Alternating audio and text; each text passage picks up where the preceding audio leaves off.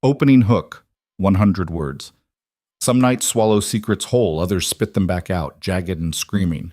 Derek Hale thought he knew which kind this was. He left her bleeding on a frozen highway, watched her chest barely rise, then drove away into the storm. Clean, final. The kind of ending where nobody asked questions. But 40 miles behind him, headlights carved through the blizzard. A man stepped out who had been waiting for exactly this moment, who'd been watching Derek unravel for months. What Derek thought was an ending. It was just the first domino. Before we go further, hit that like button and drop a comment with your city. I want to see how far this story travels tonight. Now, let's begin. The Lexus fishtailed on black ice, and Derek's knuckles went white on the steering wheel. Shit, he corrected too hard. The back end swung wide, tires shrieking against frozen asphalt before finding purchase. His heart hammered against his ribs, not from fear of crashing, but from what he'd left 12 miles back. The heating vents blasted dry air that tasted like copper. Or maybe that was just his imagination. Maybe it was the memory of her blood on his hands, sticky and dark, before he'd wiped them clean on her coat. She fell. That's all. Just fell. The lie tasted worse than the copper. Derek forced his breathing to slow, made himself check the speedometer. 68 in a 55. He eased off the gas. The last thing he needed was some small-town cop with a quota pulling him over, shining a flashlight into the car, asking questions Derek couldn't answer without his voice cracking. The snow came down harder now, thick flakes that turned the world into static. Good. Let it bury everything. Let it erase the tire tracks, the footprints, the shape her body made when it finally stopped moving. His phone buzzed in the cup holder. Derek's stomach dropped before he even looked. Where are you? Melissa. His wife. Her text sat there glowing, accusing, like she already knew. He typed back with one hand, keeping his eyes on the road. Dinner ran late, traffic's bad, home soon. The lies came easier now. They always did after the first one. Another buzz. You said that an hour ago. Derek didn't respond.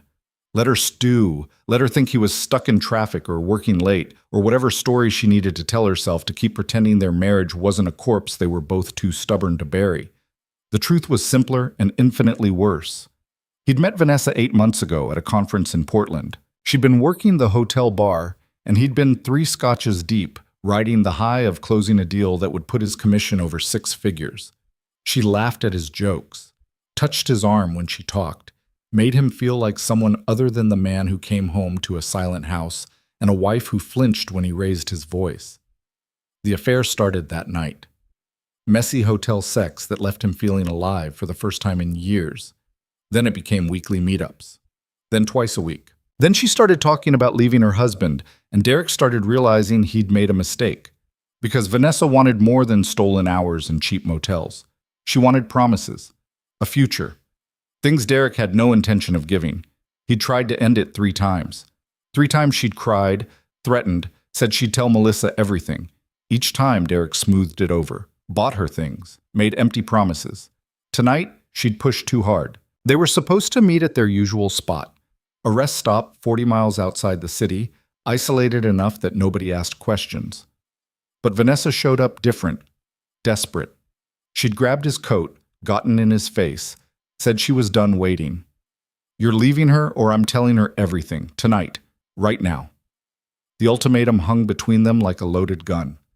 Derek remembered laughing. Actually laughing because the absurdity of it all, this woman thinking she had leverage, thinking she mattered, hit him all at once.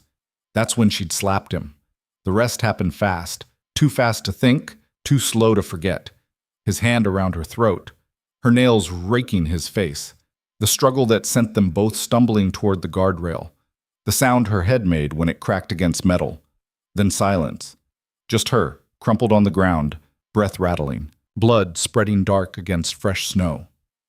Derek had stood there for 30 seconds, maybe longer, waiting to feel something. Regret, panic, anything. Instead, he felt numb. Practical. This is fixable. He'd checked her pulse. Weak, but there. Checked the road. Empty. The storm was getting worse, visibility dropping to nothing. Nobody would come looking until morning, and by then, the cold would finish what he'd started. Derek dragged her body closer to the edge of the embankment, made it look like she'd lost control of her car, stumbled out, collapsed. He found her purse, took her phone, threw it into the woods, erased the texts between them, checked for cameras. Nothing. Just darkness and snow and the howling wind that would cover every mistake he'd made. He drove away without looking back. And for 12 miles, he'd almost believed he'd gotten away with it. Now, hunched over the steering wheel with the heater blasting and his wife's texts piling up, Derek tried to hold on to that certainty. She's dead by now. Has to be. Nobody survives that cold. The thought should have brought relief. Instead, it sat in his chest like a stone. His phone buzzed again. Not Melissa this time. Unknown number. Derek stared at the screen, pulse quickening. He didn't answer unknown numbers. Never had. But something about this one made his thumb hover over the green button. He answered. Derek Hale? The voice was calm. Male. Almost friendly. Who is this? Someone who knows what you did tonight. Derek's blood turned to ice water. I don't... 12 miles back. Rest stop off Highway 14. You left something there. The phone slipped in Derek's grip. He swerved, corrected, heart slamming against his ribs. I don't know what you're talking about. Her name's Vanessa Cole. 32. Married. Works part-time at the Sheraton in Portland. You've been seeing her for 8 months. Tonight, you two had a fight. Things got rough. You left her to die in the snow. Each word landed like a fist. Derek's vision tunneled. Who the fuck is this? Someone who's been watching you unravel for a long time, Derek. Tonight was just the inevitable conclusion. You're insane. You scratched your face. Right side. 3 lines, deep enough to bleed. You're going to tell Melissa the branch from the oak tree by your driveway caught you when you were unloading groceries. You'll trim that branch tomorrow morning to sell the story. Derek's hand flew to his cheek. The scratches burned under his fingertips. How do you I know everything. The affair, the threats, the emails you thought you deleted. I know about the fight 2 weeks ago when you pushed her against a wall and she threatened to file a police report. I know you paid her $3,000 to keep quiet. I know about the burner phone you keep in your glove compartment. Derek's eyes flicked to the glove box. His stomach dropped. What do you want? I want you to understand something. The voice never changed, never lost that unsettling calm. You thought this was over. You thought the snow would bury your mistake and you'd go back to your life. But Vanessa's not dead. The words hit like a train. You're lying. Am I? Check your mirrors, Derek. About 3 cars back. Black Tahoe. That's me. Derek's eyes snapped to the rearview mirror. Through the snow and dark, he could just make out headlights. 1 vehicle, maybe 2. Impossible to tell which was. The Tahoe flashed its brights. Once. Twice. Derek's foot slammed the accelerator without thinking. The Lexus surged forward, engine roaring. Running won't help. What do you want from me? Derek's voice cracked. He hated how desperate he sounded. Right now? Nothing. I just wanted you to know that I'm here, that I'm watching, that every decision you made tonight, every lie, every calculation, I saw it all.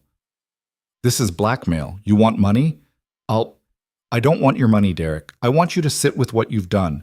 I want you to drive home and kiss your wife and pretend everything's normal, knowing that at any moment, everything you've built could come crashing down. I want you to feel what Vanessa felt when you walked away, helpless, trapped, waiting for the end. She was threatening me. She was going to ruin my life.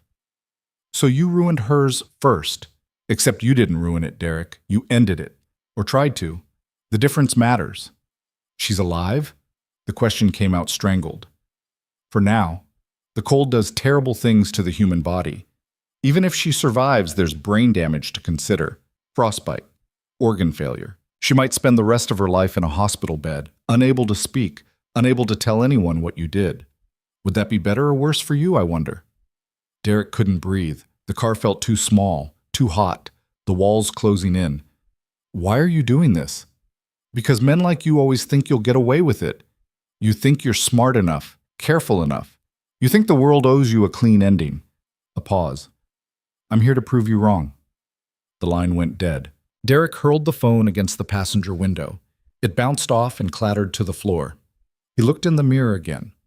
The Tahoe was still there, maintaining distance, patient as death. This can't be happening. But it was. The proof was in the scratches on his face, the blood under his fingernails he'd missed, the growing certainty that he'd made a catastrophic mistake. Derek's mind raced. Options. He needed options. Go home. Act normal. Deny everything. No body, no evidence, no crime. Just some lunatic making threats. That's all this was. Except the man on the phone knew things he shouldn't, details Derek had never told anyone. He's been watching. The thought made Derek's skin crawl. How long? Weeks? Months? Had someone been following him this whole time, documenting every mistake, waiting for this exact moment? He took the next exit too fast, tires squealing. The Tahoe followed. Derek's house was another 20 minutes away, deeper into the suburbs where the roads were narrower and the snow piled higher against pristine lawns. He'd chosen this neighborhood specifically, safe, quiet, the kind of place where nothing bad ever happened. Now it felt like a trap. He pulled into his driveway at 9:47.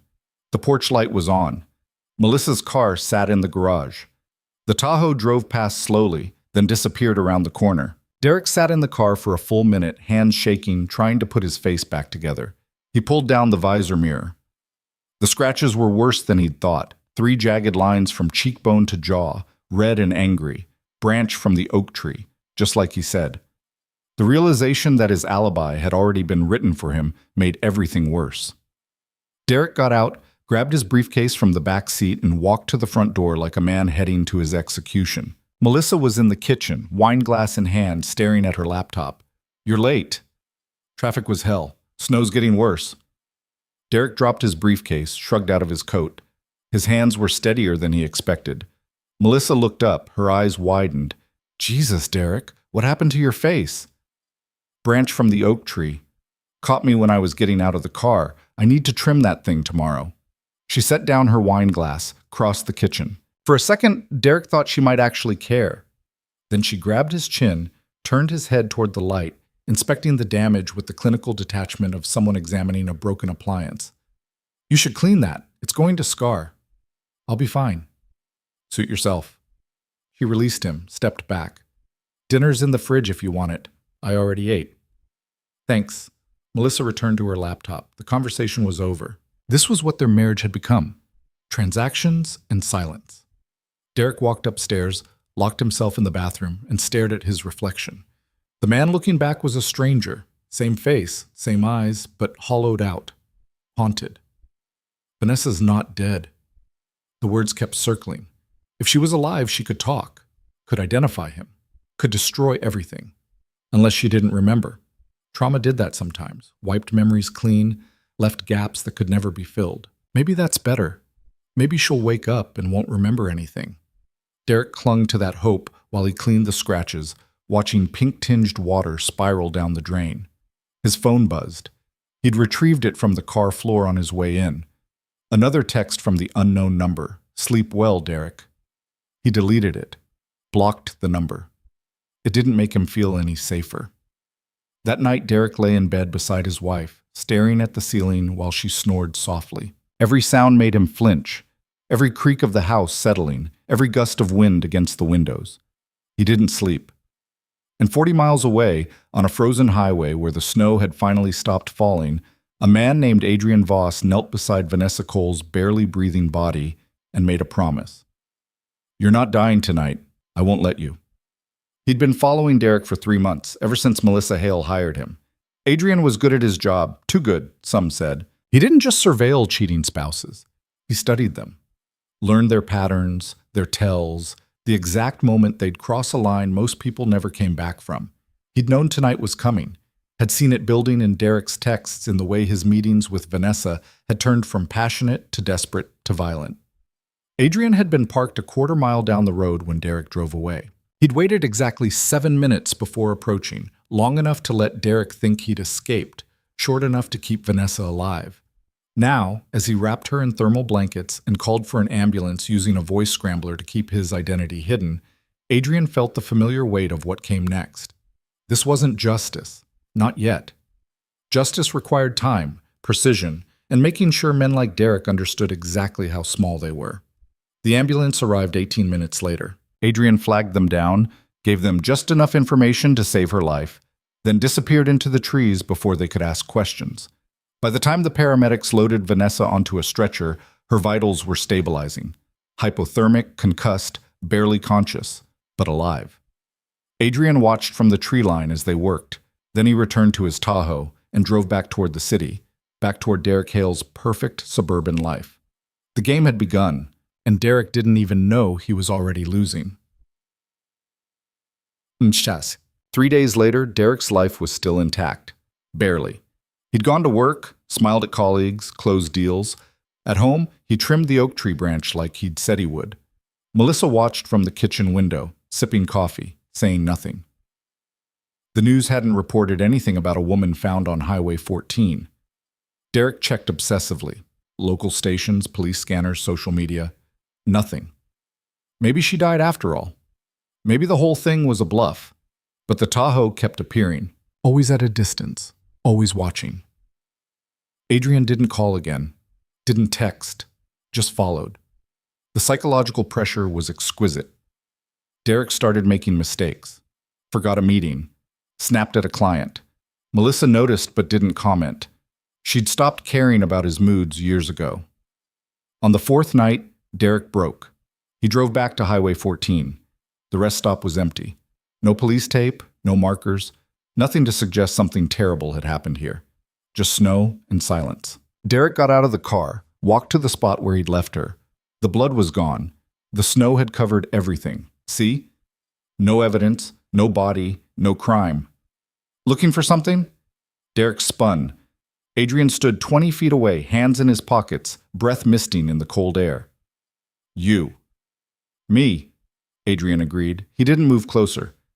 Feel better now? Seeing it all cleaned up? Where is she? Safe, recovering. The doctors say she'll make it. Might not remember everything, but she'll live. Derek's legs almost gave out. I didn't mean it was an accident. Was it? Because from where I stood, it looked like you hit her, then strangled her, then left her to freeze because that was easier than facing what you'd done. She was threatening me. So you keep saying... Adrian took a step closer. Here's what's going to happen, Derek. You're going to go home. You're going to keep living your life. And every day, you're going to wake up wondering if today's the day it all catches up to you. Because it will. Not tomorrow, maybe not next week, but soon. Why are you doing this? If you have evidence, why not go to the police? Adrian smiled. It didn't reach his eyes. Because prison's too easy. I want you to understand what you took from her. The fear, the helplessness. I want you to feel every second of it. This is insane. You're insane. Maybe. Or maybe I'm the only thing standing between you and consequences you can't buy your way out of. Adrian turned to leave, then paused. Oh, and Derek? Your wife knows. The words landed like a bomb. What? Melissa. She knows about Vanessa. Has for months. Why do you think she hired me? Derek's world tilted. You're lying. Am I? Go home and ask her. See what she says. Adrian walked back to his Tahoe, got in, and drove away. Derek stood in the snow, the cold seeping through his shoes, and felt the last piece of his carefully constructed life crack apart. When he got home, Melissa was waiting in the living room. 2 suitcases sat by the door. We need to talk, she said. And Derek understood, with terrible clarity, that the night he thought was over had been just the beginning of a reckoning he'd spent years trying to avoid. The consequences were here, and they had teeth. The suitcases weren't Melissa's. They were his. Derek stood in the doorway, keys still in hand, staring at the matched set of luggage he'd bought for a business trip to Seattle 2 years ago. They sat by the door like exhibits in a trial he hadn't known was happening. Sit down, Melissa said. She was on the couch, spine straight, hands folded in her lap. The wine glass was gone. She was sober, focused, and that scared him more than anything Adrian had said. Melissa, I can explain. Sit. Down. Derek sat, not on the couch beside her, but in the armchair across the coffee table. The distance felt intentional, a chasm neither of them would cross. Melissa pulled a manila folder from beneath a cushion and set it on the table between them. She didn't open it. Didn't need to. Derek could see photographs peeking out from the edges. Him and Vanessa outside a motel, her hand on his chest, his smile wide and stupid. How long have you known? His voice came out hoarse. 3 months, maybe 4. Does it matter? You hired someone to follow me. I hired someone to confirm what I already knew. Melissa leaned back, and for the first time in years, Derek actually looked at his wife. She'd lost weight. Her cheekbones were sharper, her eyes harder. When had that happened? You've been lying to me for 8 months, Derek. Lying about where you were, who you were with, what you were doing. Did you think I wouldn't notice? It didn't mean anything. Melissa laughed. The sound was bitter, jagged. Is that supposed to make me feel better? That you threw away 15 years for something that didn't mean anything? I made a mistake. You made a choice. Multiple choices. Every time you texted her, every time you met her, every time you came home and kissed me with her lipstick still on your collar, those were choices, Derek. Don't you dare call them mistakes. Derek's hands clenched. The scratches on his face throbbed. So what, you're leaving me? Is that what this is? No. Melissa reached for the folder, flipped it open. More photographs. Receipt printouts, bank statements highlighting cash withdrawals Derek had tried to hide. You're leaving. Tonight. I've already talked to a lawyer. You have 72 hours to find somewhere else to stay before I file. This is my house. This is our house, bought with joint income under both our names. And given what my lawyer found, I'd suggest you don't fight me on this. She tapped the bank statements. $3,000 cash withdrawal 2 weeks ago. Want to tell me what that was for? Derek's throat closed. The payment to Vanessa, to keep her quiet after she'd threatened to file charges. Melissa saw his expression and nodded. That's what I thought. Adrian mentioned you might have been paying her off. Looks like he was right. Adrian. Derek spat the name like poison. Your private investigator. The guy who's been stalking me, threatening me, documenting you, Melissa corrected. There's a difference, and he hasn't threatened you. He's given you exactly what you deserve, fear. He told me you knew about Vanessa. I did. I do. Then why didn't you say something? Why the charade? Melissa stood. She walked to the window, arms crossed, staring out at the snow-covered lawn. Because I wanted to see if you'd stop.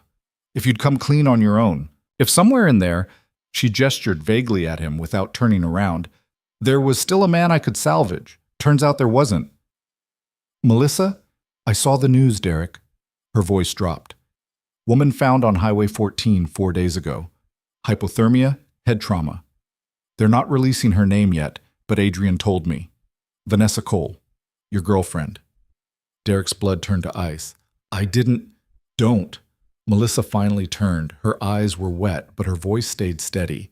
Don't lie to me anymore. I'm so tired of the lies. It was an accident. Was it? Because Adrian seems to think otherwise. He was there, Derek. He saw you drive away. He's the one who called the ambulance.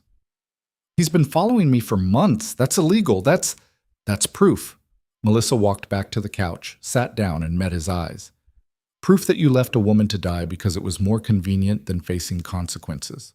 Proof that you're not who I thought you were. Maybe you never were.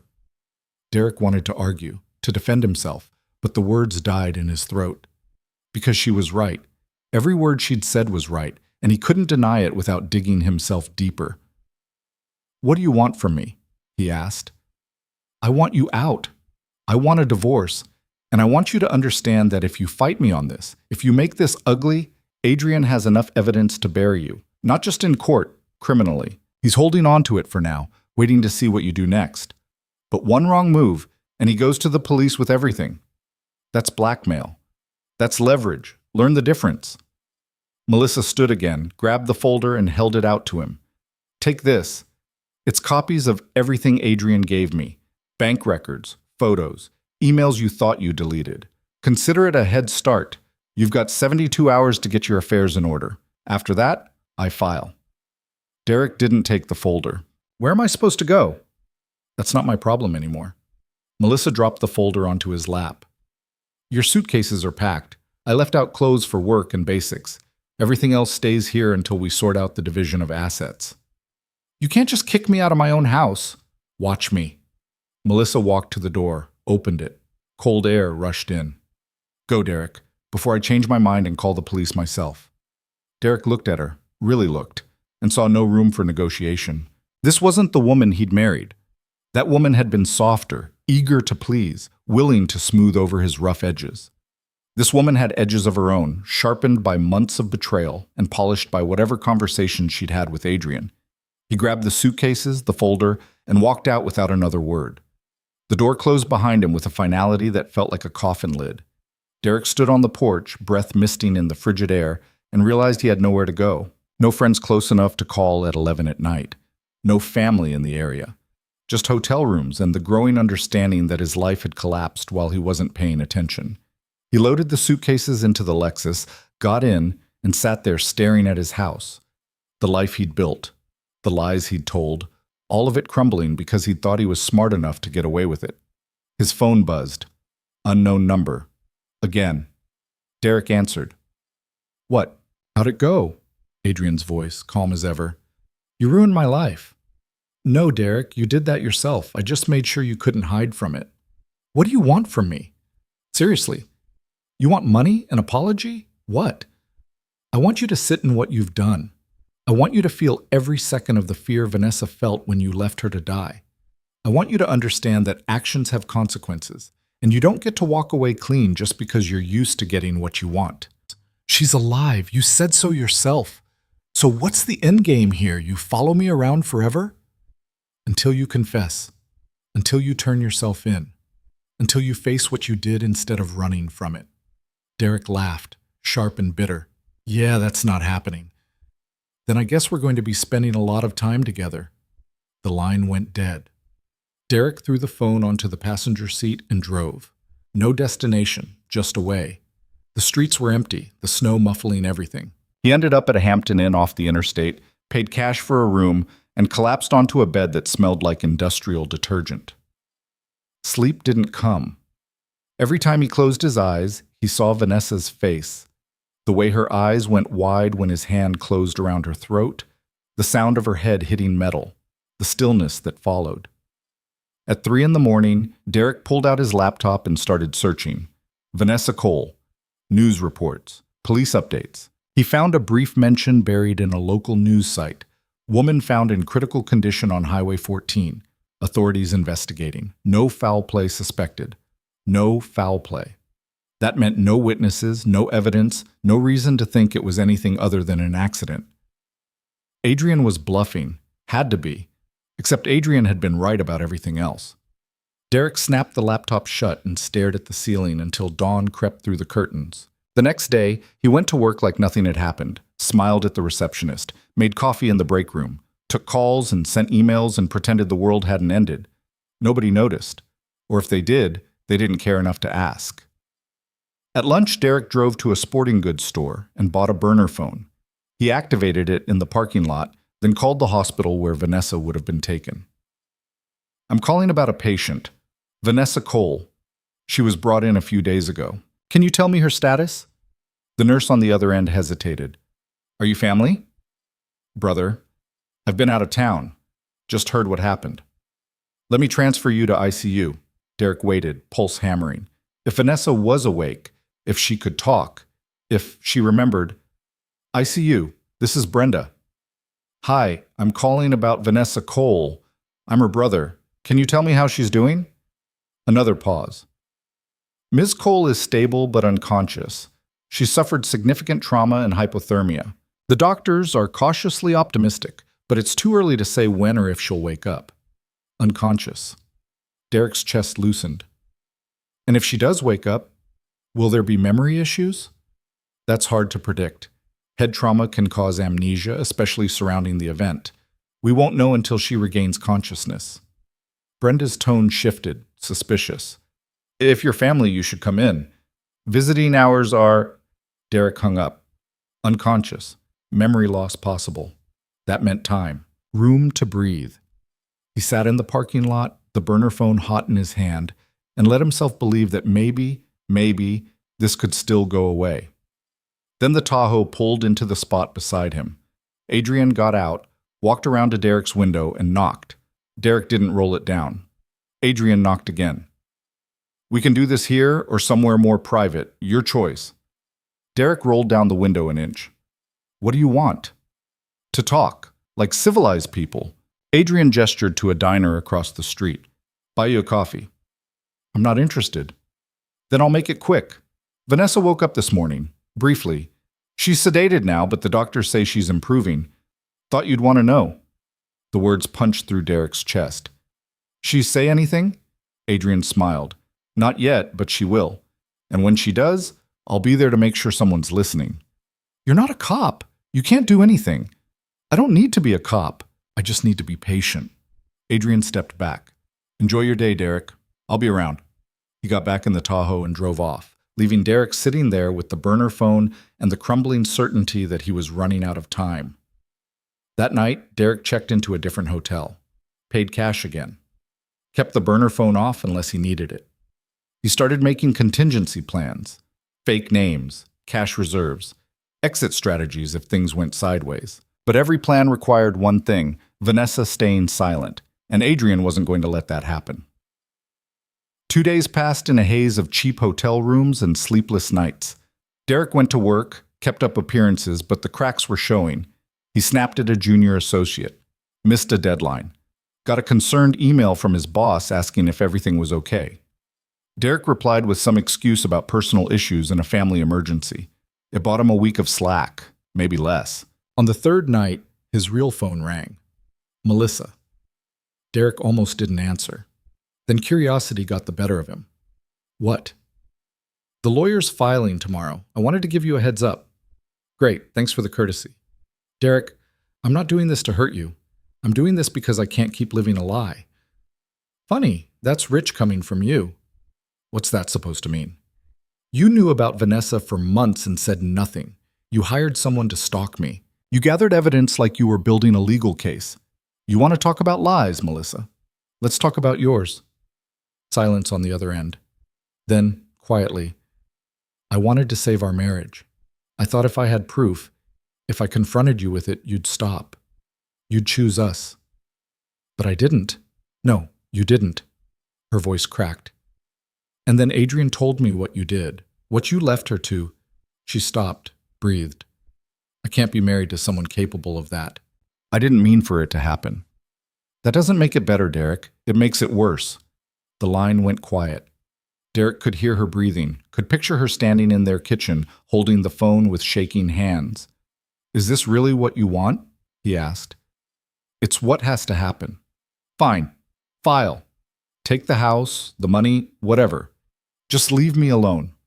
That's not how this works. We have to divide assets, settle. I don't care. Take it all. I'm done. He hung up before she could respond. The burner phone buzzed. Text from a number Derek didn't recognize. She's awake. Talking. Thought you should know. Derek stared at the message, blood roaring in his ears. He called the number. Adrian answered on the first ring. What did she say? Hello to you too. What did she say? Relax, she doesn't remember much. Just bits and pieces. The fight. Your face. The cold. She's confused, disoriented. Doctors say it's normal for trauma patients. So she didn't mention me. Not by name, not yet. But she will. Memory comes back in fragments. A word here, an image there. Eventually, she'll put it together. You're enjoying this. I'm doing a job. Melissa hired me to document your affair. I did. What happened after? That's between you and your conscience. I don't have to listen to this. No, you don't, but you will. Because deep down you know I'm right.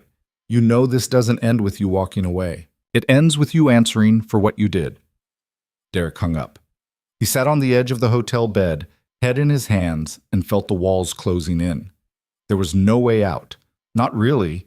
Adrian had the evidence. Melissa had filed. Vanessa was waking up. Every exit was blocked, unless he made a new one. Derek pulled up a browser on his laptop and started searching. Fake IDs, border crossings, countries without extradition treaties. It was insane, desperate. But desperation had a way of making insane ideas feel logical. He was halfway through a forum post about getting into Mexico when someone knocked on the hotel room door. Derek froze. Another knock. Housekeeping. Come back later. The knocking stopped. Footsteps retreated. Derek exhaled, closed the laptop, and walked to the window. The parking lot was mostly empty, a few cars, a van, and there, 3 spots from his Lexus, the black Tahoe. Adrian was leaning against it, arms crossed, watching the window. Derek stepped back, heart pounding. His phone buzzed. The burner. Another text. Running won't help, but if you want to try, I won't stop you. Makes things more interesting.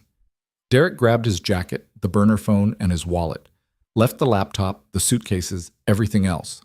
He took the stairs 2 at a time, exited through a side door, and got into the Lexus without looking at the Tahoe. He drove. Fast. No plan. Just away. The Tahoe followed, always 3 or 4 cars back. Never close enough to threaten, but never far enough to lose. Derek took surface streets, doubled back, ran red lights. Nothing worked. Adrian stayed with him like a shadow. Finally, Derek pulled into a 24-hour diner, got out, and walked inside. He slid into a booth by the window and waited. Adrian walked in 2 minutes later. He didn't sit, just stood by the table, hands in his pockets. "You wanted to talk?" Derek said. "Let's talk." Adrian sat. "I'm listening." "What's it going to take for you to walk away?" "Money? I'll pay you double what Melissa did. Triple." "I don't want your money." "Then what? What do you want from me?" Adrian leaned back. "The truth, a confession, something real." "And if I give you that, you'll disappear?" "No. If you give me that, I'll take it to the police. But at least you'll have done the right thing. That counts for something." Derek laughed. "You're insane. Maybe. Or maybe I just believe people should face consequences." Adrian stood. "Think about it, Derek. You've got time. Not much, but some. Use it wisely." He left. Derek sat there until the waitress asked if he wanted coffee.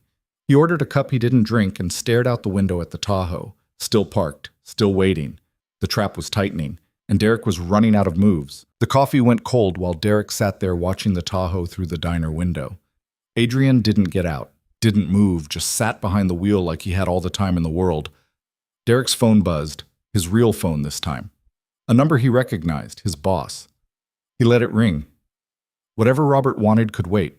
Everything could wait except the problem sitting in the parking lot. The phone buzzed again. Voicemail. Derek listened with the phone pressed tight against his ear. "Derek, it's Robert. Look, I need you to call me back. We've had some concerns raised about your conduct. Nothing concrete yet, but I need to hear your side before this goes further. Call me." Derek's stomach dropped. Concerns, conduct. Those were HR words, lawyer words. He dialed Robert back before he could think better of it. "Derek, thanks for calling. Where are you right now?" "Dealing with some personal issues." "What's this about?" Robert sighed, and Derek could picture him at his desk, loosening his tie, trying to figure out how to deliver bad news. "We received an anonymous tip this morning. Someone claiming you've been involved in an inappropriate relationship with a client contact. Is there any truth to that?" "Who said that?" "Anonymous means anonymous, Derek, but the email had details, dates, locations, names, enough to make me take it seriously." Derek closed his eyes. Adrian. Had to be. "It's a misunderstanding." "Is it? Because if there's something I need to know, now's the time to tell me. Before this becomes a formal investigation." "There's nothing to investigate. Someone's trying to cause problems for me. Someone with very specific information about your travel schedule and client meetings." Robert paused. "Look, I'm going to be straight with you. The board's already asking questions. If this turns into something bigger, I can't protect you. So if there's any truth to it, any at all, you need to come clean now." Derek's grip tightened on the phone. "I'm telling you there's nothing." "Then you won't mind meeting with HR on Monday, 9 sharp. Be prepared to answer questions and provide documentation of your client interactions for the last year." "That's insane. You're treating me like a criminal over an anonymous email." "I'm treating you like an employee who might have violated company policy. There's a difference. Monday, Derek. Don't make me come looking for you." The line went dead. Derek set the phone down and pressed his palms against his eyes. The pressure built behind his temples, a headache blooming sharp and vicious. Adrian was dismantling his life piece by piece, not all at once. That would be too obvious. Instead, He was applying pressure in exactly the right places, watching Derek crack under the weight of his own lies. The waitress came by with a coffee pot. "Warm that up for you, honey?" "No, I'm good." She lingered, clearly wanting to chat, but something in Derek's expression made her retreat. Smart woman. Derek pulled out the burner phone and stared at it. No new messages. He opened the browser and searched for Vanessa Cole again, looking for updates. A new article had posted an hour ago. Local woman recovering after near-death experience on Highway 14. Vanessa's name was finally public, along with a photo Derek recognized, her staff picture from the Sheraton website. She was smiling in it, hair pulled back, looking nothing like the broken woman he'd left in the snow. The article said she was stable, improving, expected to make a full recovery. No mention of memory loss. No mention of foul play. Derek's hands shook as he read. Full recovery meant she'd remember, meant she'd talk, meant the window he'd been counting on was closing fast. He needed leverage, something to shift the balance back in his favor. The problem was Adrian held all the cards. The evidence, the surveillance, the narrative. Derek had nothing except desperation and a shrinking pool of options. He paid for the coffee he hadn't touched and walked out to his car. The Tahoe's engine started as soon as Derek's did. The headlights flicked on. Derek didn't drive back to the hotel. Instead, he headed toward the hospital where Vanessa was being treated. He had no plan, just a growing need to see her, to confirm she was real, that this wasn't some elaborate trick Adrian was playing. The hospital parking lot was half empty when Derek arrived. Visiting hours were almost over. He sat in the car for 10 minutes, trying to decide if this was the stupidest thing he'd ever done. It probably was, but he got out anyway. The Tahoe parked 3 rows away. Adrian didn't follow Derek inside. Didn't need to. They both knew where Derek was going. The lobby was quiet except for a few nurses at the front desk. Derek walked past them like he belonged there, took the elevator to the 4th floor, ICU, and followed signs until he found the nurses' station. A young guy in scrubs looked up. "Can I help you?" "I'm here to see Vanessa Cole. I'm her brother." The nurse checked a clipboard. "She's in 412, but she's sleeping. Doctor said no visitors except immediate family until tomorrow." "I am immediate family. I just drove 3 hours. Can I just look in on her? I won't wake her." The nurse hesitated, then nodded. 5 minutes, and if she wakes up, you leave. She needs rest." "Of course." Derek walked down the corridor, heart hammering. Room 412 was on the left, door half open. He could see machines through the gap, hear the steady beep of monitors. He pushed the door open wider. Vanessa lay in the bed, small and fragile under white sheets. Tubes ran from her arms. A monitor tracked her heartbeat. Her face was pale, bruised along the left side where she'd hit the guardrail. Derek stood there staring, unable to move. This was real. She was real. Not some abstract problem to be managed, but a person he'd hurt badly enough that machines were keeping her alive. "You shouldn't be here," Derek spun. Adrian stood in the doorway, expression unreadable. "Neither should you. I have permission. Vanessa's husband hired me to find out what happened to her. He's a wreck, by the way. Blames himself for not noticing she was in trouble. Thinks maybe if he'd paid more attention, she wouldn't have been out there that night. Her husband doesn't know about me. Not yet, but he will. Everyone will." Adrian stepped into the room, lowered his voice. "Look at her, Derek. Really look. That's what you did. That's the consequence of you deciding she was disposable." "I didn't mean..." "Stop saying that. You keep hiding behind 'I didn't mean to,' like intention erases impact. It doesn't. She's lying in that bed because you put her there. Own it." Derek's jaw clenched. "What do you want me to say? That I'm sorry? Fine, I'm sorry. Does that fix anything?" "Not even close, but it's a start." Adrian moved to the foot of the bed, watching Vanessa's monitors. "She's getting stronger. Doctors say she could be moved out of ICU by the weekend. Once she's stable enough, they'll do a full neurological workup, memory tests, psychological evaluation. And if she doesn't remember, then you get lucky, for now." Adrian turned. "But even if she doesn't remember you, I do, and I'm not going anywhere. This is harassment. This is accountability. Learn the difference." A nurse appeared in the doorway. "Excuse me, you can't both be in here. Family only." Adrian held up his hands. I was just leaving. He brushed past Derek, paused at the door. Say your goodbyes, Derek. It's the last time you'll see her without lawyers present. He left. Derek stood there another minute, looking at Vanessa, then walked out before the nurse could ask questions he couldn't answer. The elevator ride down felt like descending into hell. Each floor brought him closer to a reality he couldn't escape. Outside, the Tahoe was gone. Derek exhaled, got in his car, and drove back to the hotel on autopilot. His real phone rang again. Melissa. Derek answered. What now? The papers are filed. You'll be served tomorrow. I wanted to warn you. Appreciate the courtesy. Derek, I know you're going through something. I know this is hard, but you need to get a lawyer. Don't try to handle this alone. Why do you care? Silence. Then quietly, because despite everything, I don't want to see you destroy yourself. You're making bad choices, and they're going to catch up with you. Please, just talk to someone, a lawyer, a therapist, anyone. I'm fine. You're not. And lying about it won't change that. Derek hung up. He was tired of people telling him what he was, what he needed, what he should do. Tired of being watched, followed, judged. He wanted to disappear, to be someone else, somewhere else, away from Adrian and Melissa and the mess he'd made. The thought that had been circling since the diner crystallized into something close to a plan.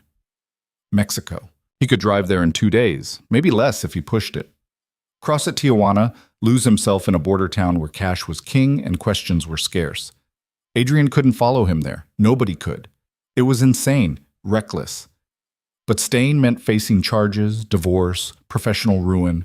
Running meant a chance, slim but real, at starting over. Derek opened his laptop and started planning in earnest. Routes, border crossings, towns where Americans could blend in. He pulled up his bank accounts, calculated how much cash he could withdraw before triggering alerts. 30,000, maybe 40 if he maxed his credit cards. Enough to disappear for a while. Not forever, but long enough to figure out his next move. He spent the next hour mapping it out. Leave tomorrow night. Drive through the night. Hit the border by Friday morning. Cross on foot if necessary. Pay someone to get him through if driving was too risky. It could work. It had to work. Derek closed the laptop and lay back on the bed, staring at the ceiling. For the first time in days, he felt something other than panic. Not hope exactly, but possibility. Sleep came easier than it had in a week. He woke at dawn to pounding on the door. Derek scrambled out of bed, heart racing. Who is it? Police. Open up. The words hit like ice water. Derek froze. Then training kicked in, the same instinct that had kept him out of trouble his whole life. Stay calm, act natural. Don't give them a reason. He opened the door. 2 cops stood there, a man and a woman, both in uniform. The man was older, heavy-set, with a mustache that had gone gray. The woman was younger, sharp-eyed, hand resting casually near her belt. Derek Hale? The man asked. Yes. What's this about? We need to ask you some questions. Mind if we come in? Do I have a choice? You can say no, but it'll go easier if you cooperate. Derek stepped aside.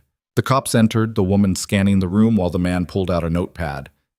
You know of Vanessa Cole? The man asked. Derek's throat tightened. I've met her. Why? When's the last time you saw her? I don't know. A few weeks ago? She works at a hotel I stayed at for a conference. Is she okay? The woman spoke up. She was found on Highway 14 6 days ago. Severe hypothermia, head trauma. She's in the hospital. Derek arranged his face into concern. That's terrible. Is she going to be okay? We hope so. Thing is, her phone records show she'd been in contact with you. A lot. Text messages, calls. More than you'd expect from someone you met at a conference. We talked a few times. She was friendly. I didn't think it was a big deal. Friendly how? The woman asked. Just casual conversation. Work stuff mostly. The male cop flipped through his notes. Your wife filed for divorce yesterday. That true? Yes. What does that have to do with Vanessa? Maybe nothing. Or maybe you were having an affair, things went bad, and someone ended up hurt. We're just trying to piece it together. Derek forced himself to breathe. I wasn't having an affair. My wife and I have been having problems, but they're not related to Vanessa. Where were you 6 nights ago? Monday, between 8 and midnight. Home. Or driving home from work. I'd have to check my calendar. You do that. And while you're at it, get us a list of everyone who can verify your whereabouts. The woman stepped closer. Mr. Hale, we're going to be honest with you. Someone called in a tip. Said you might have been involved in what happened to Ms. Cole. Now, we don't have evidence yet, but we will. So if there's anything you want to tell us now, it'll go a lot better than if we have to drag it out of you later. I don't know what you're talking about. I haven't done anything. The cops exchanged looks. The man handed Derek a card. If you think of anything, call us. And don't leave town. We'll be in touch. They left. Derek stood there, card in hand, pulse hammering so hard he could hear it in his ears. Adrian had done this. Had to be. The anonymous tip, the timing, it was too perfect. Derek grabbed his phone and called the number that had been texting him. Adrian answered immediately. Morning, Derek. Sleep well? You called the cops. I gave them information. What they do with it is up to them. You're trying to frame me. I'm trying to make sure the truth comes out. There's a difference. I could have you arrested for stalking, harassment. Go ahead. While you're at it, explain to them why you're so interested in making me go away. I'm sure they'd love to hear your side. Derek's grip tightened on the phone. This isn't over. You're right. It's not. But it's getting close. Adrian paused. The walls are closing in, Derek. You can feel it. Every day. A little tighter. How long before you can't breathe at all? The line went dead. Derek threw the phone across the room. It hit the wall and clattered to the floor. He couldn't stay here. The cops would be back with more questions, maybe a warrant. Adrian would keep feeding them information. Melissa would testify against him in divorce court. Vanessa would wake up and remember. Every exit was blocked except one. Derek grabbed the burner phone, his wallet, and the jacket he'd worn the night before. He left everything else, the laptop, the suitcases, the life he'd tried to salvage. He got in the Lexus and drove south. The Tahoe didn't follow. Derek checked his mirrors obsessively for the first hour, expecting to see Adrian's headlights, but the road stayed empty. Maybe Adrian had won. Maybe letting Derek run was part of the plan. Let him flee. Let him prove his guilt by running. Derek didn't care. He just needed distance. He stopped at a bank in a town he didn't know, withdrew the maximum from 3 different ATMs. $15,000 in cash stuffed into his jacket pockets. Then he kept driving. By noon, he was in southern Oregon.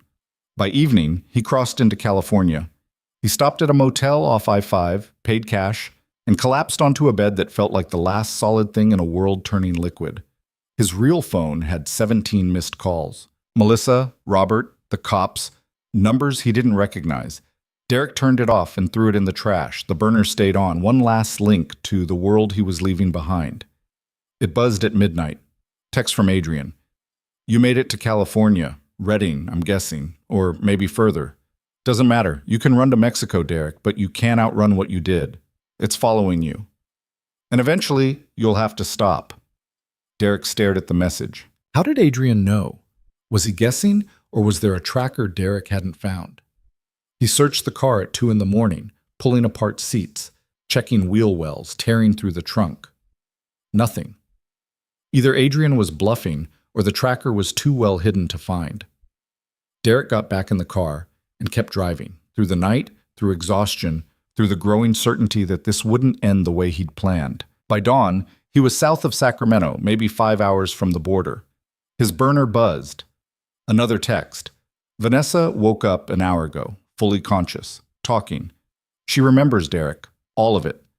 Derek pulled over on the shoulder, hands shaking so badly he could barely hold the phone. Another text. The police know. They're issuing a warrant. You've got maybe 6 hours before it goes national. After that, crossing the border gets a lot harder. Derek typed back. You're lying. The response came immediately. Call the hospital. Ask for ICU. They'll tell you. Derek didn't call. He didn't need to. Adrian wouldn't lie about something that easy to verify. Vanessa remembered. That meant testimony, evidence, charges Derek couldn't talk his way out of. The border was still 4 hours away.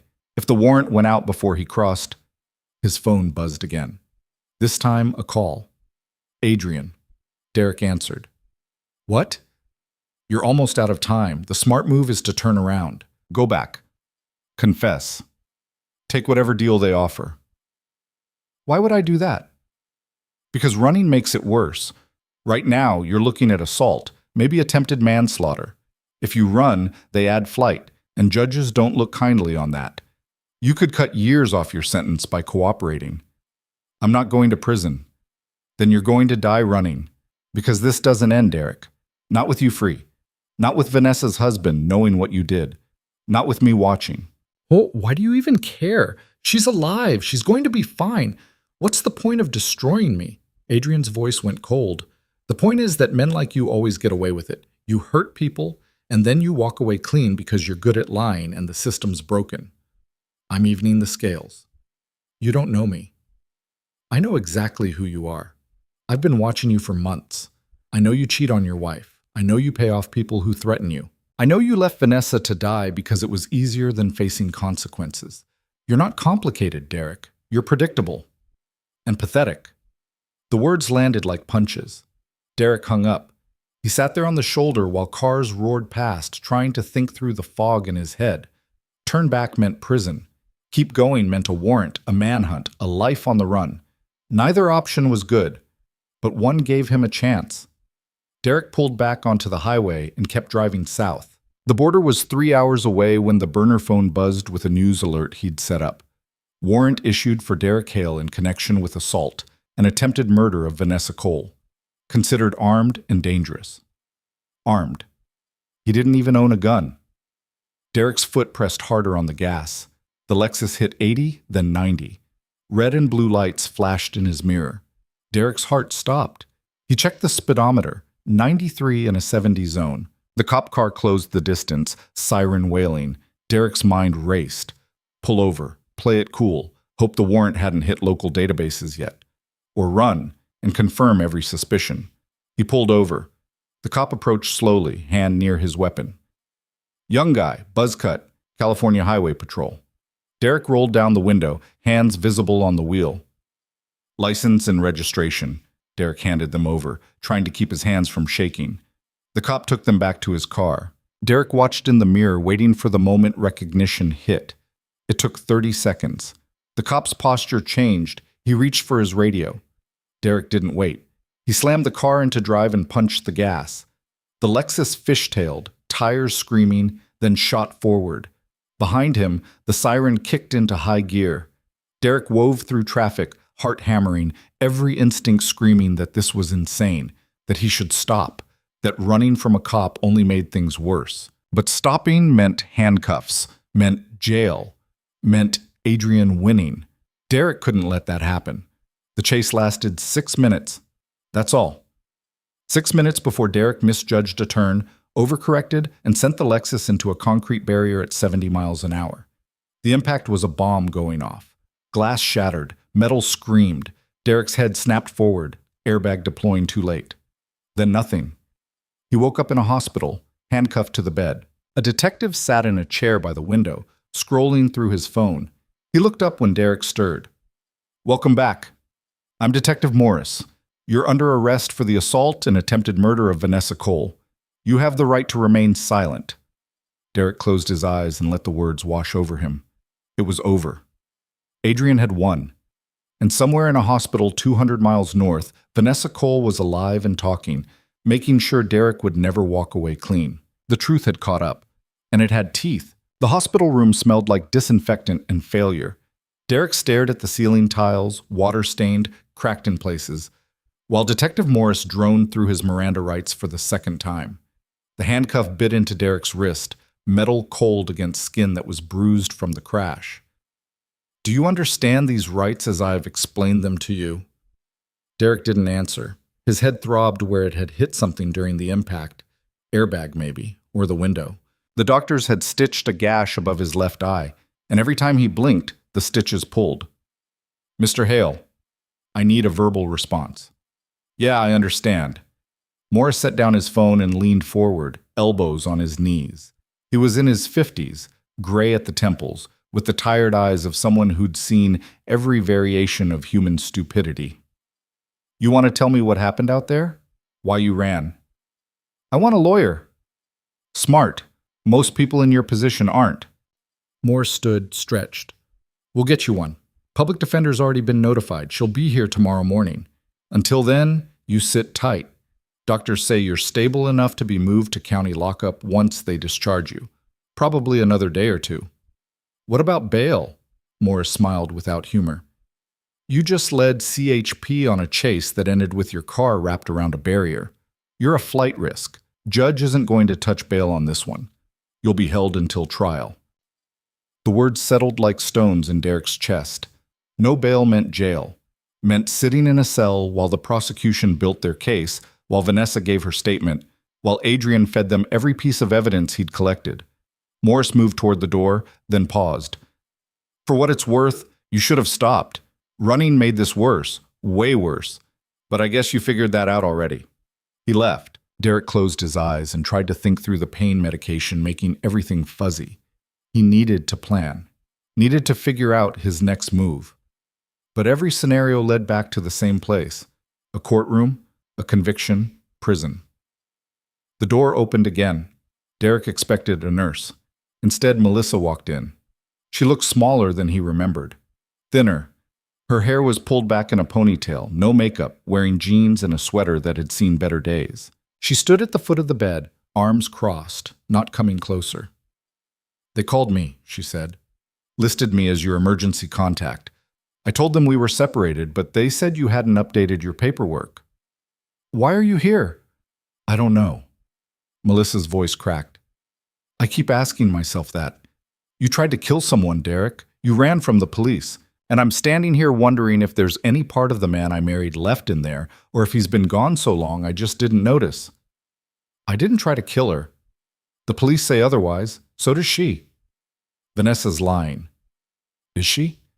Because from where I'm standing, the only person who's been lying is you, for months, about everything. Melissa moved closer, just enough to see his face clearly. What happened to you? When did you become this person? Derek didn't have an answer. Or maybe he did, and it was too ugly to say out loud. That he'd always been this person, just better at hiding it. I made mistakes, he said finally. Mistakes? You had an affair. You assaulted your mistress. You left her to die. Those aren't mistakes, Derek. Those are choices. Deliberate, calculated choices. She was threatening me. Said she'd ruin everything if I didn't leave you. I panicked. So you hurt her. That was your solution? It was an accident. The fight got out of hand. Stop! Melissa held up a hand. Just stop. I didn't come here to listen to you rationalize. I came to tell you I'm done. The divorce goes through whether you cooperate or not. I'm taking the house, the savings, everything, and I'm going to testify against you if they ask me to. The words hit harder than Derek expected. You'd do that? In a heartbeat. Because she deserves justice. And because I need to know I did the right thing, even if it's 15 years too late. Melissa turned to leave, then stopped. Adrian's outside. He wanted to see you, but I told him to wait. I don't know what he wants, but be careful. He's not like us. He doesn't think like us. What's that supposed to mean? It means he's not interested in money or deals or making this go away quietly. He's interested in making sure you pay for what you did. And from what I've seen, he's very good at his job. She left before Derek could respond. The room felt colder without her in it. Derek lay there staring at the ceiling again, trying to process the fact that Melissa, the woman who'd spent 15 years making excuses for him, smoothing over his rough edges, pretending their marriage was something other than a slow-motion collapse, was walking away for good. The door opened a third time. Adrian stepped in, hands in his pockets, expression neutral. You shouldn't be here, Derek said. Probably not. But I wanted to see you. Wanted to make sure you understood what happens next. I think I've got a pretty clear picture. Adrian moved to the chair Morris had vacated and sat. Do you? Because from my experience, men like you don't really get it until the cage door closes. Until you're sitting in a 6x8 cell with nothing but time to think about every decision that led you there. You got what you wanted. I'm arrested. Vanessa's alive. Why are you still here? Because I need you to know something. Adrian leaned forward. This isn't about revenge. It's not about punishing you for the sake of it. It's about making sure the people you hurt get justice. Vanessa, Melissa, everyone you lied to. They deserve to know the truth came out, That you didn't get away with it. Congratulations, you're a hero. I'm not a hero. I'm just someone who was in the right place at the right time to stop you from erasing a woman's life because it was convenient. Adrian stood. The prosecution's going to offer you a deal, probably plead down to aggravated assault, 10 to 15 years. You should take it, because if this goes to trial, they'll bury you, and I'll make sure they have every piece of evidence they need to do it. Why do you care so much? You didn't even know her. Adrian paused at the door.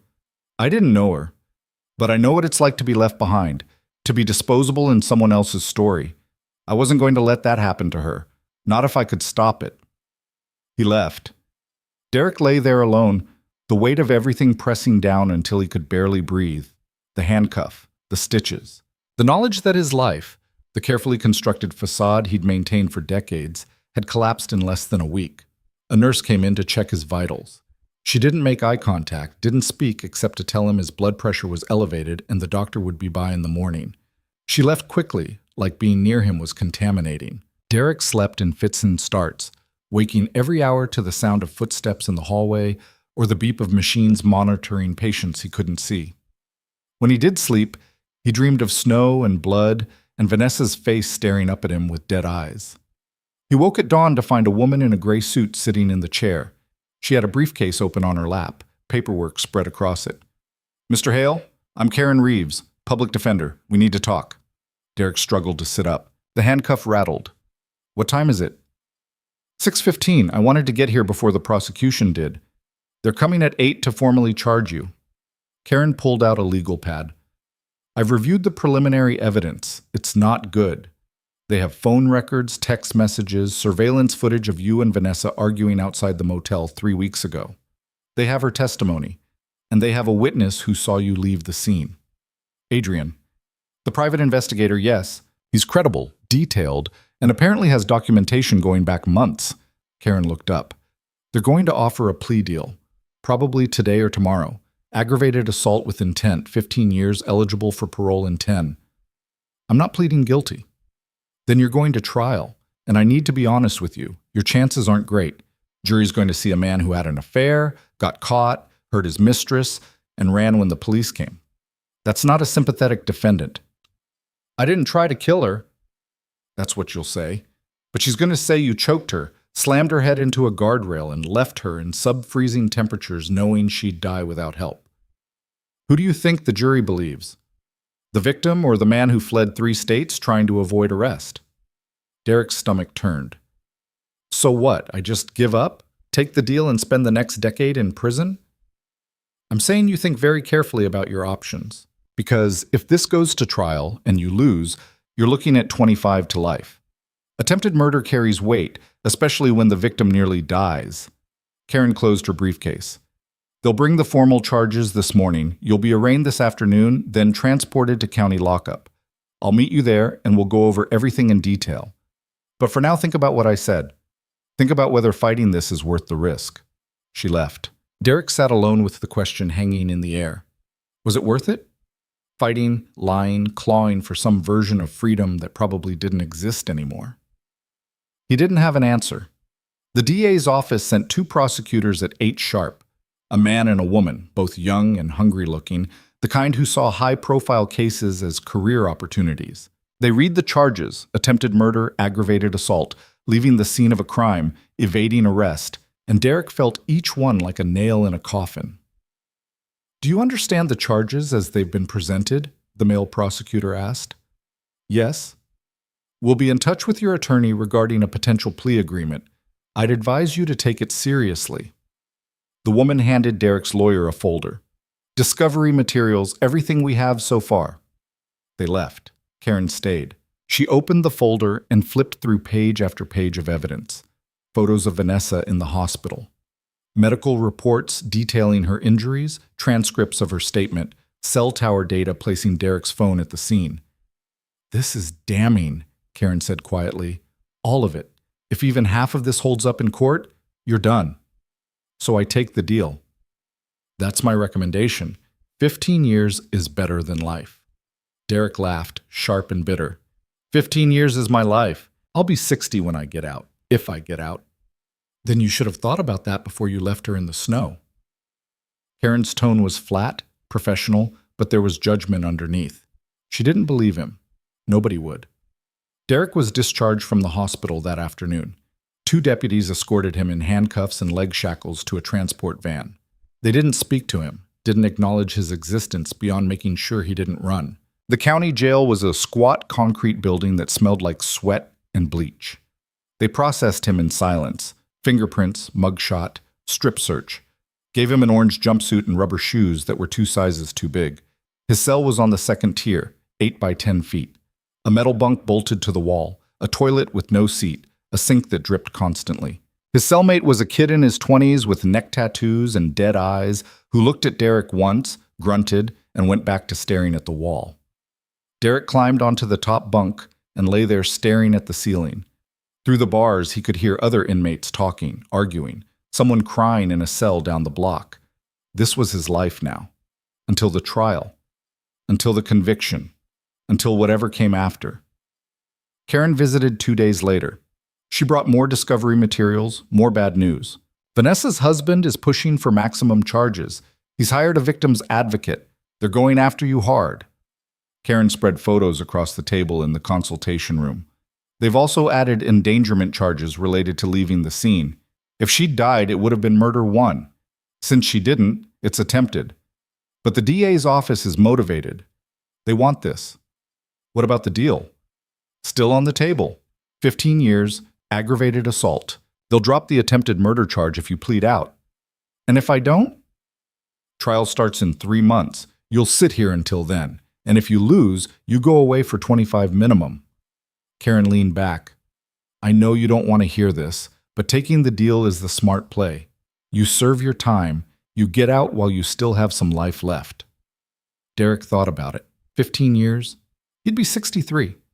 Melissa would be remarried. His career would be gone. Everything he'd built would be ashes. But he'd be alive. And maybe, there was something salvageable in that. I'll take it, he said. Karen nodded. I'll let them know. Sentencing hearing will be in 2 weeks. Judge has to approve the deal, but they usually do in cases like this. And Vanessa? Does she get a say?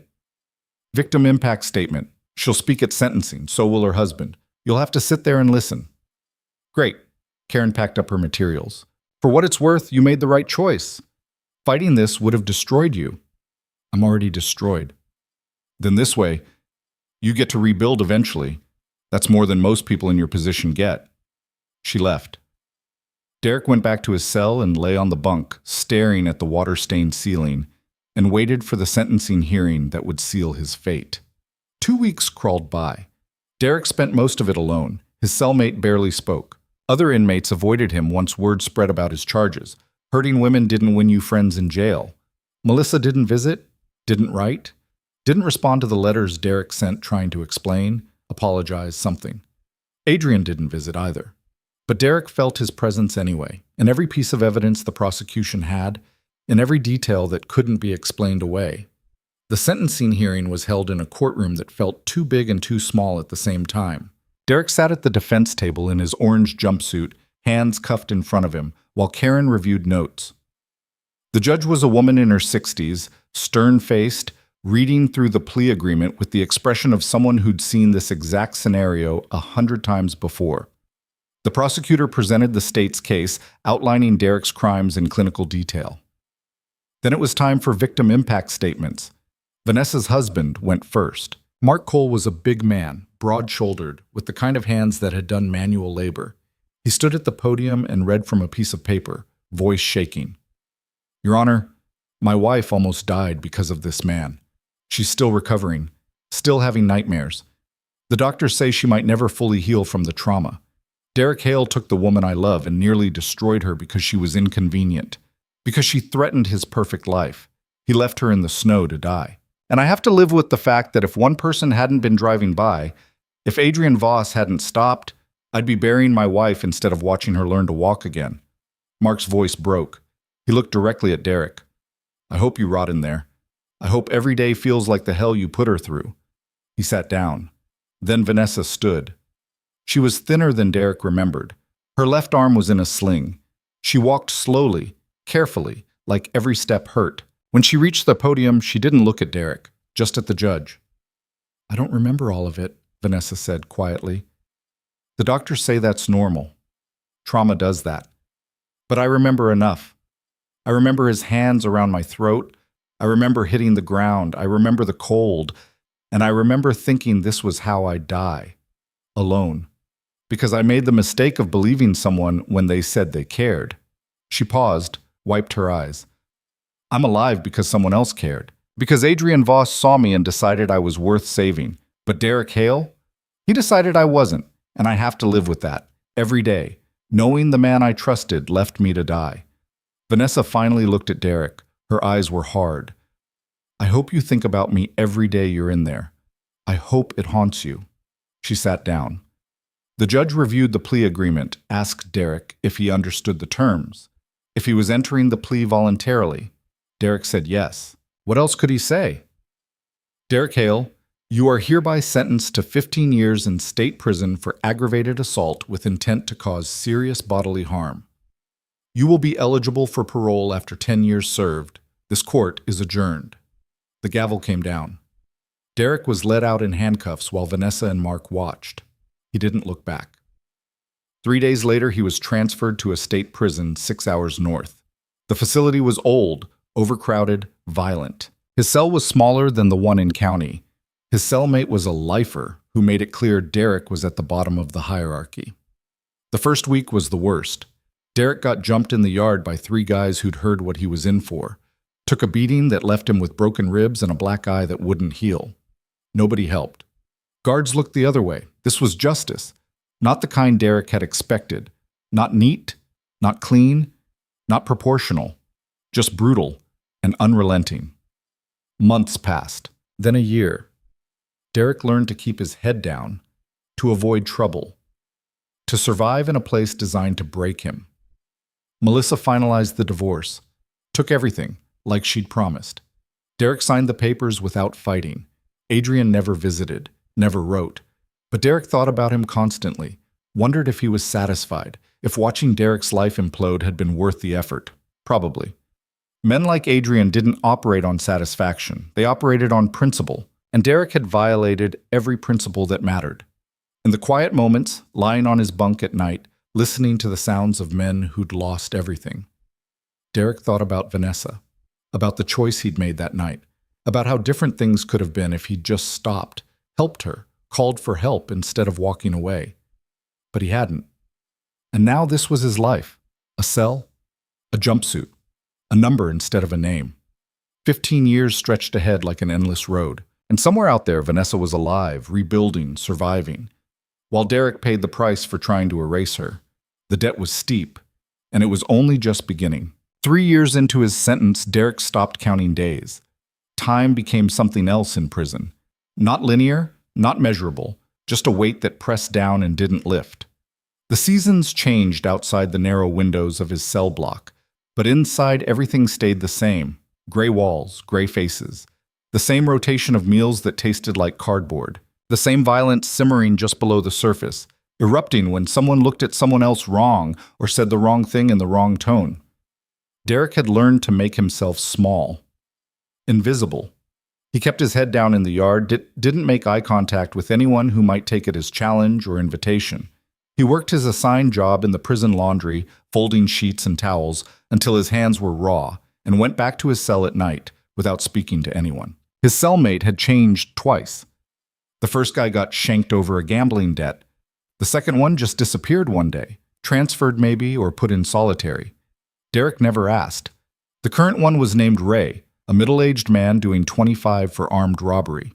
Ray didn't talk much, which suited Derek fine. Letters from the outside world had stopped coming after the first year. Melissa's lawyer had sent the final divorce papers with a note that said she hoped he found peace, whatever that meant. Derek had signed them and sent them back without writing anything. There was nothing left to say. He thought about Adrian sometimes, wondered if the man had moved on to other cases, other lives to document and dismantle, or if he still thought about that night on Highway 14, About Derek and Vanessa and the moment everything had fallen apart.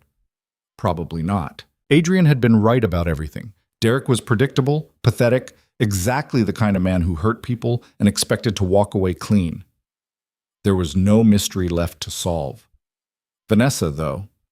Derek thought about her constantly, not the woman he'd hurt. He couldn't let himself go there without the guilt eating through whatever sanity he had left, but the idea of her, alive, recovering, somewhere out there living a life Derek had tried to end. He didn't deserve to know if she was okay, didn't deserve updates or closure or forgiveness. But late at night, lying on the thin mattress that never got comfortable, he wondered anyway. The answer came on a Tuesday in October, 4 years after his sentencing. Derek was in the library, a small room with outdated books and 3 computers inmates could use for 30 minutes at a time. He'd gotten into the habit of reading, mostly because there was nothing else to do. Fiction, history, whatever was available. Anything to make the hours pass.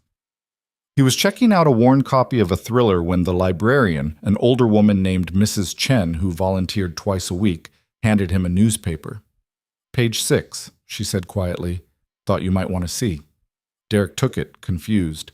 He didn't read the news anymore. Current events felt like they belonged to a different world, one he wasn't part of. But he opened to page 6 anyway. The headline read, "Local Artists Exhibit Opens Downtown. Survivor Transforms Trauma into Beauty." The photo showed a woman standing in front of a canvas. Dark hair pulled back, slight smile, eyes that looked older than they should. It took Derek a full 10 seconds to recognize her. Vanessa. The article talked about her recovery, about how she'd spent 3 years in physical therapy learning to walk without a limp, how the memory loss had been partial but permanent, how she'd turned to art as a way to process what she couldn't remember. Her exhibit was called Frozen, a series of paintings exploring themes of survival, cold, fear, and rebirth. The article included a quote, "I don't remember everything that happened that night. Maybe that's a blessing. But I remember enough to know I survived something that should have killed me, and I decided that surviving wasn't enough. I wanted to live." Derek sat there staring at the photo until his 30 minutes were up and another inmate needed the table. He went back to his cell, lay down, and stared at the ceiling. Vanessa had rebuilt her life. Not perfectly. The article mentioned chronic pain, lingering memory issues, the end of her marriage to Mark Cole who couldn't handle the aftermath. But she'd rebuilt it anyway. She'd chosen to live, while Derek had chosen to rot. The thought sat heavy in his chest for days. He couldn't shake it, couldn't rationalize it away. Vanessa had every reason to give up, to let what Derek did define the rest of her life. But she hadn't. She'd fought through it, found something worth holding on to, and made it real. Derek, meanwhile, had spent 4 years waiting to die. That realization changed something. Not all at once. Nothing in prison happened quickly, but gradually, like ice melting in sun that barely reached through the bars. Derek started attending the prison therapy group. It was voluntary, run by a counselor named Dr. Brennan, who came in twice a week. Most inmates treated it like a joke, a way to kill time and maybe impress the parole board when the time came. Derek went because he didn't know what else to do. The first session, he just listened. Men talked about their crimes, their regrets, their plans for when they got out. Most of it sounded like rehearsed lines, things they thought Dr. Brennan wanted to hear. The second session, Doctor, Brennan asked Derek directly, "Why are you here?" Court-mandated therapy wasn't enough? That ended 2 years ago. This is voluntary, so why are you here? Derek didn't have a good answer. "I don't know, something to do." "Fair enough, but if you're going to take up space in this room, you might as well use it. So here's my question. What do you want? Out of prison? Out of the person you were when you came in? Who do you want to be when you leave?" Derek thought about Vanessa's painting, about her standing in front of a canvas, choosing to live. Someone different. Different how? Someone who doesn't hurt people. Someone who doesn't run. Dr. Brennan nodded. That's a start. The sessions became something Derek looked forward to. Not because they were easy, they weren't. Most weeks they felt like pulling shrapnel out of an old wound, but because they gave him a framework for thinking about everything he'd done. The affair, the lies, the violence, the choice to walk away instead of face consequences. Dr. Brennan didn't let Derek off easy. When Derek tried to blame Vanessa for threatening him, Dr. Brennan called it what it was: deflection. She threatened you, so you hurt her. That's what you're saying. She was going to destroy my life. And you decided hers was worth less than your comfort. You decided she was disposable. That's not defense, Derek. That's entitlement. The words landed like punches, because they were true. Derek had spent his whole life believing he was entitled to things, entitled to success, to admiration, to getting what he wanted without facing consequences. And when someone threatened that, he'd lashed out. Vanessa had paid the price. So had Melissa. So had everyone who'd ever trusted him. I can't fix what I did, Derek said during one session, 6 months after he'd started attending. I can't take it back. So what's the point of even trying to be better? The point, Dr. Brennan said, is that you're still here. You're still breathing. And as long as that's true, you have a choice about who you are. You can be the man who hurt Vanessa and spent the rest of his life hiding from it. Or you can be the man who hurt her, owned it, and spent the rest of his life trying to do less harm. Neither option erases what you did, but one of them gives you a reason to keep going. Derek didn't know if he believed that, but he kept showing up to the sessions anyway. Time kept moving. 5 years became 6. 6 became 7. Derek turned 50 in a cell that smelled like mildew and unwashed bodies. Ray got paroled and was replaced by a kid in his 20s who'd killed someone in a bar fight and cried himself to sleep most nights. Derek tried to be kind to him. It didn't come naturally. Kindness had never been Derek's strong suit, but he tried. Told the kid which guards to avoid, which inmates to steer clear of, how to survive without making himself a target. The kid, whose name was Tyler, looked at Derek like he'd saved his life. Maybe he had. Prison was full of people who'd given up, who'd let the system grind them into nothing. Derek didn't want to be that. Didn't want to be the man who took up space and contributed nothing. So he helped Tyler. And when Tyler got transferred to a different block, Derek helped the next guy. And the next. It wasn't redemption. Derek knew that. You didn't redeem yourself from leaving someone to die by being decent to your cellmates. But it was something, a small attempt at being less of a burden on the world. 8 years in, Derek got a letter. The return address was unfamiliar. A P.O. box in a city Derek didn't recognize. He almost threw it away without opening it, assuming it was some scam or religious outreach. But curiosity won. He opened it. The handwriting was neat, precise. The letter was short. Mr. Hale, you don't know me, but I've been following your case. My name is Sarah Ortiz.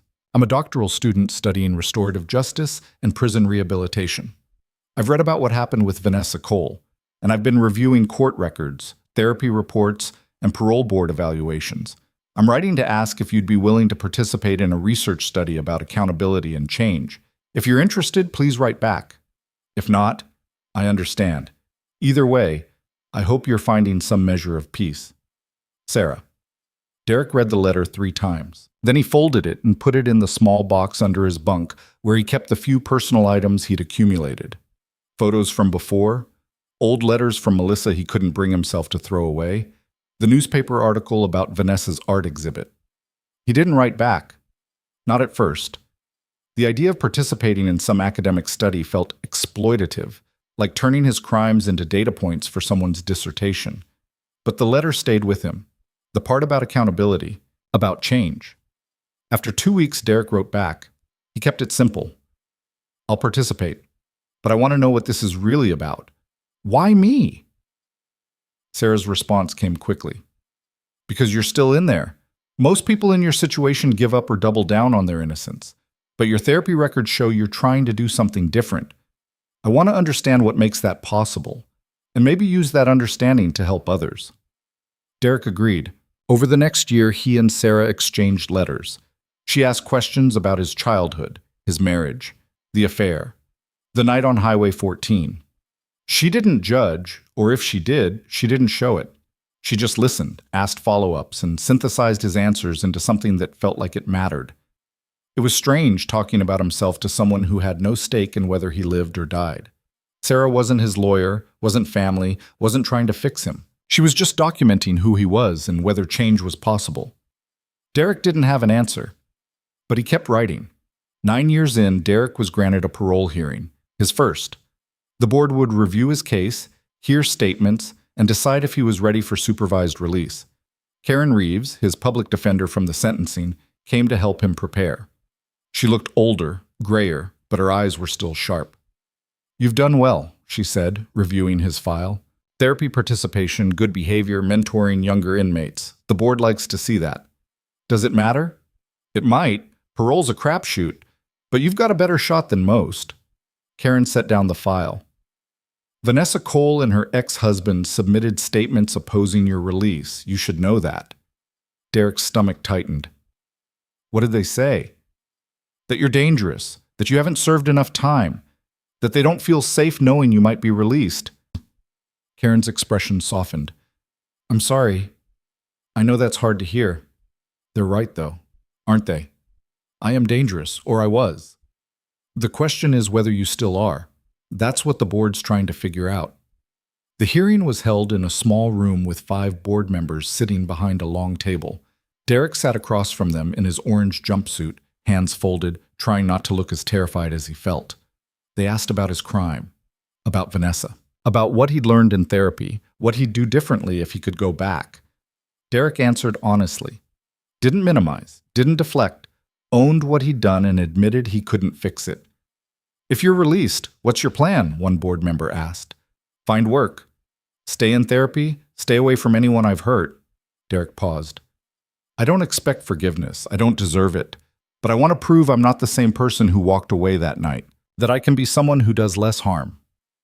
The board deliberated for 30 minutes. Then they called Derek back in. "Parole denied. You'll be eligible for another hearing in 2 years." Derek went back to his cell and lay down. He wasn't surprised, wasn't even disappointed, really, just tired. 2 more years passed. Derek turned 52. Sarah finished her dissertation and sent him a copy.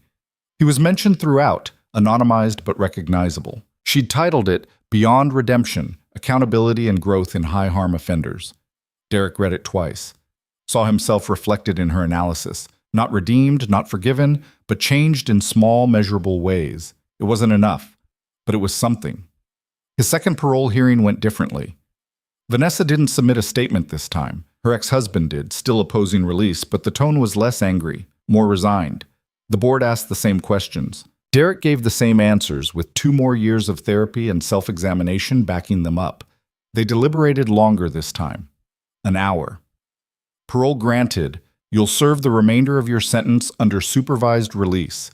Conditions include mandatory therapy, employment, and a restraining order keeping you at least 500 feet from Vanessa Cole at all times.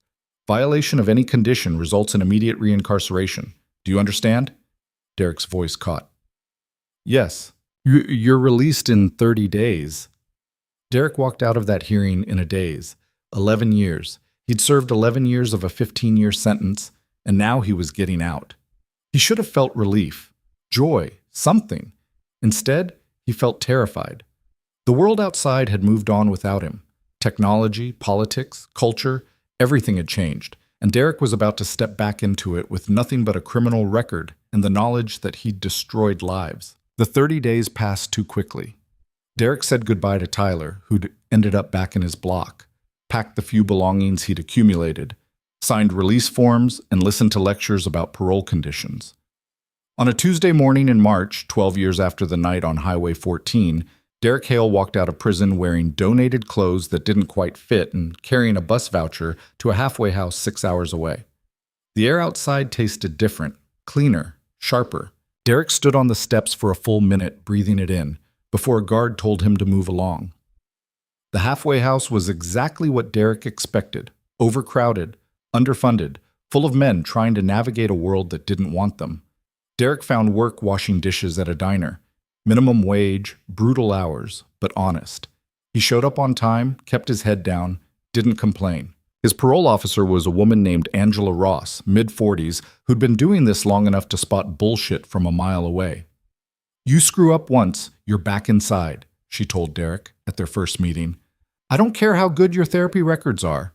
You violate parole, you're done." "I understand." "Do you?" "Because most guys in your position think they've earned some kind of fresh start, but you haven't. You're on borrowed time. Make it count. Derek did. He went to mandatory therapy twice a week, checked in with Angela every Friday, avoided bars, avoided trouble, avoided anything that might send him back. It was a small life. Lonely. But it was his. 6 months after his release, Derek was walking to work when he saw a flyer stapled to a telephone pole. Art exhibit at a community center downtown. Frozen, 5 years later, by Lena Cross. Derek stopped, stared at the name. Lena Cross. Vanessa had changed her name. The exhibit was tonight. Derek knew he shouldn't go, knew the restraining order meant he couldn't be anywhere near her, but he stood there staring at that flyer, and something inside him cracked. He called Angela. There's an art exhibit tonight. The victim from my case is showing work. I want to go, not to talk to her, just to see, to understand what I took from her and what she built anyway. Angela was quiet for a long time. You're playing with fire. I know. If she sees you, if she reports you, you're back in prison. No exceptions. I know. Then why risk it? Because I need to see that she's okay. I need to know she's more than what I did to her.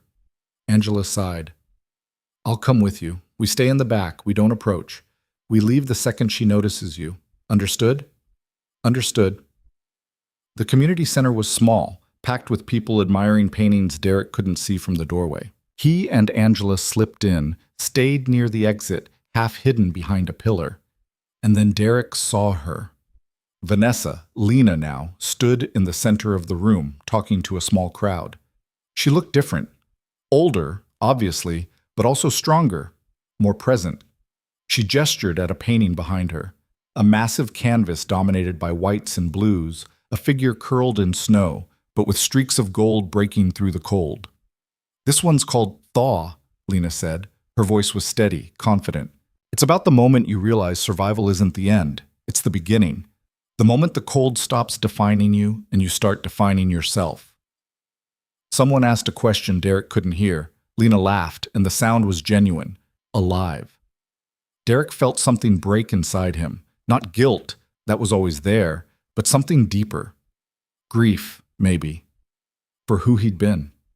For what he'd done. For the fact that Lena had become this person not because of him, but despite him. She'd survived him, and then she'd thrived. Angela tugged his arm. We should go. Derek nodded. They slipped out before Lena could notice. Outside, Derek leaned against the wall and tried to breathe. Angela stood beside him, hands in her pockets. You okay? She's incredible, Derek said quietly. She took what I did and turned it into something beautiful. And I'm nobody. A guy washing dishes trying not to screw up. You're someone who's trying to be better. That's not nothing. It's not enough. Maybe not, but it's what you've got. Angela checked her watch. Come on, I'll give you a ride back. They walked to her car in silence. Derek looked back once at the community center, at the light spilling out, at the people inside celebrating Lena's work. He'd never speak to her, never apologize directly or ask for forgiveness. The restraining order made sure of that, but even without it, Derek knew he had no right. Lena had moved on, built a life, become someone new. Derek's job was to do the same. Not for redemption, he was past that, but because the alternative was letting what he'd done define him forever. 2 years later, Derek was still washing dishes, still attending therapy, still checking in with Angela. His life was small, routine, mostly invisible. But he'd started volunteering at a youth center, talking to kids about choices and consequences. He wasn't good at it. Public speaking had never been his thing, but the director said the kids responded to his honesty, to the fact that he didn't sugarcoat or pretend he was anything other than someone who'd screwed up badly and was trying to do less damage. One kid, a 15-year-old named Marcus, who reminded Derek of himself at that age, asked after a session, "Do you think people can really change?" Derek thought about Lena, about her paintings, about the life she'd built from wreckage. I think some people can, Derek said. Not everyone, and not all the way. But enough that it matters, enough that trying is worth it. Did you change? I'm trying to, every day. Whether it's enough, I don't know, but I keep trying. Marcus nodded, like that made sense.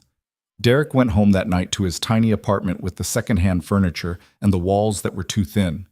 He made dinner, pasta, nothing fancy, and sat by the window watching the city move below. Somewhere out there, Lena was painting, creating, living a life Derek had no part in and no right to.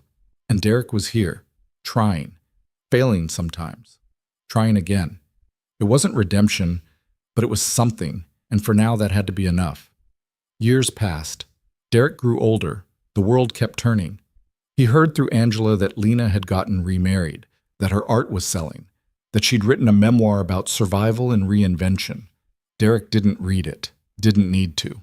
He knew the ending. Lena had won, had taken her life back completely on her own terms. Derek's ending was quieter, less triumphant, but it was his. And somewhere in the space between who he'd been and who he was trying to become, Derek found something close to peace. Not forgiveness, not absolution, just the knowledge that he was still here, still trying, still doing the work. And maybe, just maybe, that counted for something after all.